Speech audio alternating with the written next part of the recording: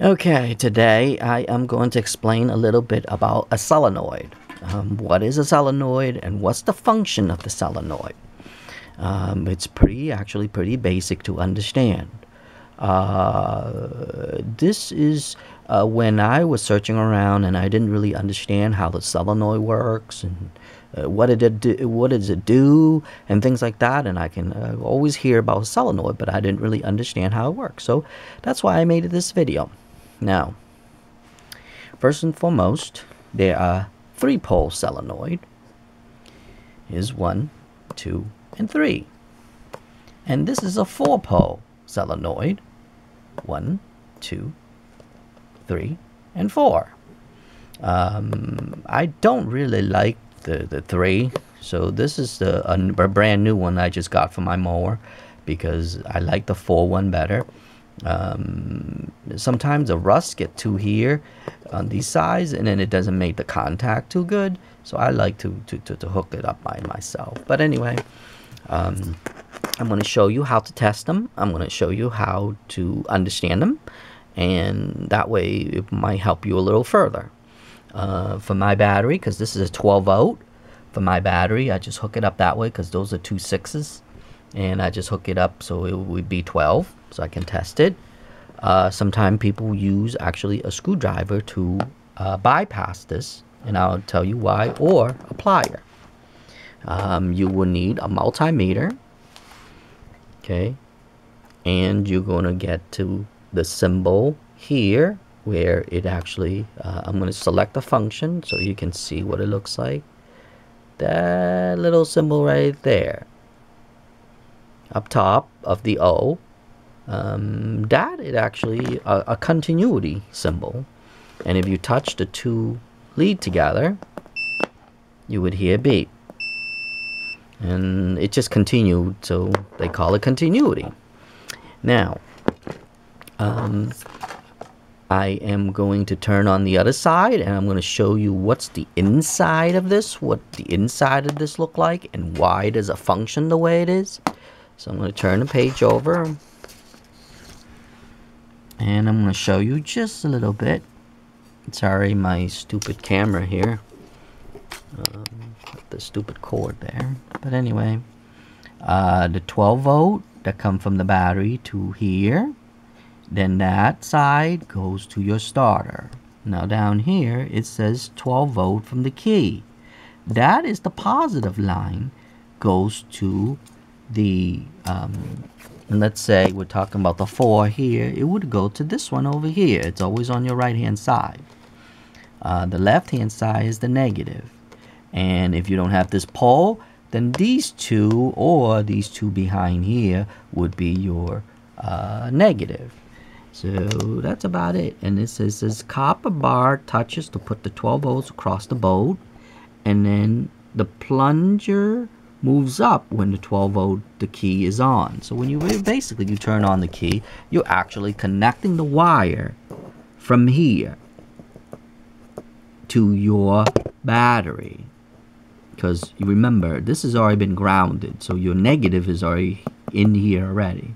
So when you add that on, let's say your key should be right here, and you get 1 wire to the positive of the battery and 1 wire to this here. When you turn that on, you made a complete circuit.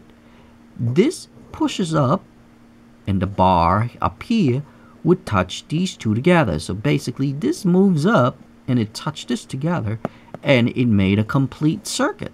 That's about it. It's basically, it's a high voltage light switch. So you can actually use this solenoid as a high voltage light switch if you want, by applying 12 volt in, and this will do the work for you, because if you have such a high voltage, you don't want to touch it with a simple light switch. A simple light switch will blow up. So that's why they made this, because when the cranking amps, it's actually a lot higher than the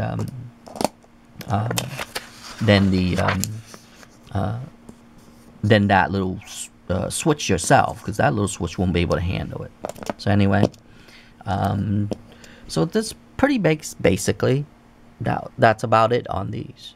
The difference between is the 3 and a 4-pole, but they're both the same. So there's no need for me to go further than that. I'm going to start hooking it up, and I'm going to show you how to test these. Okay, from here, this is, I made this wire for myself, but this is where you would be, is your positive would be here. This is your positive right there. And this here would be your negative. So I have the red for positive and negative, and then I have the 2 clip on here. So I'm going to clip it on here, and I'm going to touch it, and you hear that sound. Like I said, it just pushes up to make the complete circuit. That's it. If you hear that sound, then that means your solenoid is a-okay. Now, if you don't have one of those, to test with, you would need something like this here. I'm going to pan it out a little bit. Just a wire, just a two alligator clip, a small one. What you do is you touch it to here, your positive here, and then touch this one to your positive wire. And you would hear the same thing as well. That will be your quickest. Because here, it's already grounded already. So you don't really need to touch that one, because it's grounded already, because your mower is always on negative. So like the car. So this part here, that's why they didn't make it in here, because they figured that this part here is already grounded. But sometimes this actually get rusted, and it actually doesn't give a good connection. So I like this one the most. And believe it or not, this is only $8. $7.59 plus free shipping. So sometimes as people try to take this apart to fix it, it's not worth it. Just buy a new one and call it a day. And plus you'll be able to figure out these things if they were rusted, or even these things are bad. That's why they made it like usually copper and brass, because that's so you see the 2 different color right there. So it won't rust. But that's basically it. It's pretty simple and pretty basic. To bypass this, some people bypass it by doing this. They just, if you want to jump your mower, and if this is bad and you want to jump it, you just hook on this really fast right here. Just touch this together, and you wouldn't see a spark, but that's okay. As long as there's no gas around, then you can jump it that way. My favorite way is to get one of these pliers and just stuck it right there.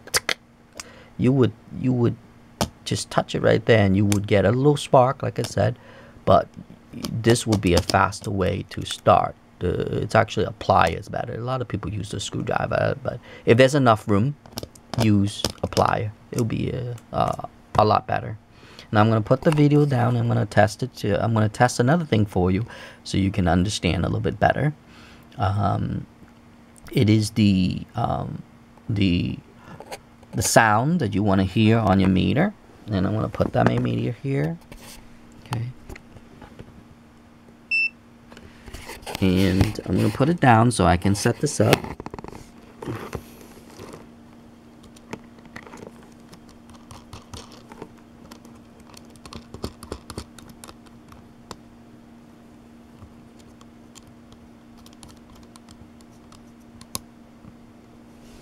Now my 2 leads came just like that. Doesn't matter which side it is. Okay, 2 lead for my tester, and it's on continuity. And then I'm going to touch the wire, and you're going to hear a beep. See?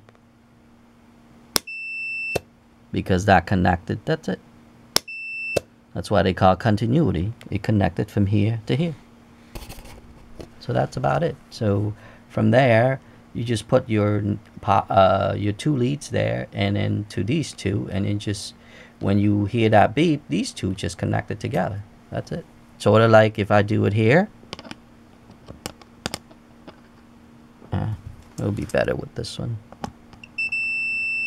See? That's how you would start your motor as well in that way. But with the key, let's say I turn on the key. This is a pretend I have the key and I turn it on. Just like that. Shit. That thing moved.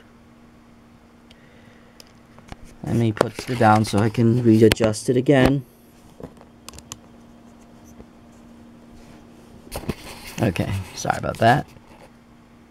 Oh shit, again. No. Don't really, nothing fancy really. I'll just put it on top here. I'll just move this all the way up. You can actually put a piece of tape on. I should have just taped it. Anyway. I'll just put it right there. You don't really need anything fancy because this is just a tester, really. Oh my god. Let me put it down again. Stupid thing. Alright. Now it's tight. So it's pretty tight right there. And I'm going to touch it again. And you hear that beep. That's when you know that just your solenoid's okay. So as long as you test it like that, and you hear a beep, your solenoid's okay.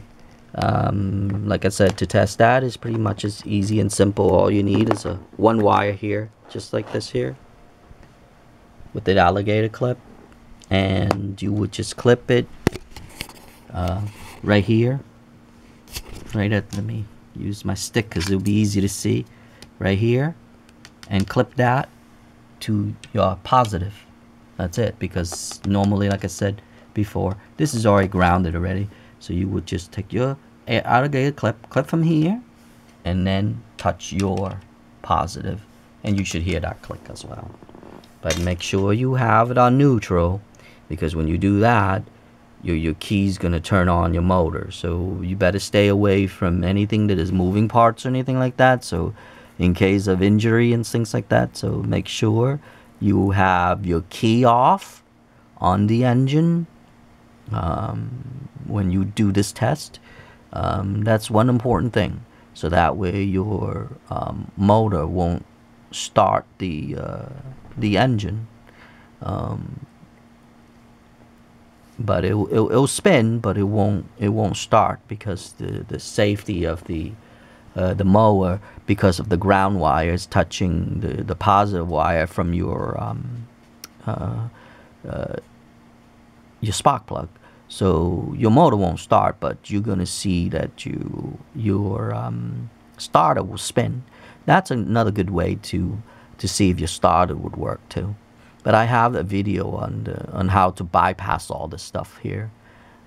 So anyway, I hope this will help you. Any questions, you can actually leave a comment or something. That's about it.